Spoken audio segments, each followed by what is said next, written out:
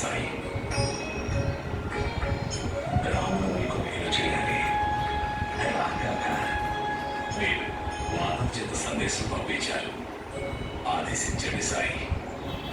కాక సహజంగా నువ్వు ఎప్పుడు దాన ధర్మాలు చేస్తున్నావు, కానీ దీపావళి నాడు ఏదైనా ప్రత్యేకంగా దాన ధర్మాలు చేస్తావా? అవును సాయి. అయితే ఈ ఏడు ఏం దానం చేయబోతున్నావు? ఇప్పటి వరకైతే ఏమీ ఆలోచించలేదు సాయి. మీ మనసులో ఏమైనా ఉంటే చెప్పండి. సరే కాక,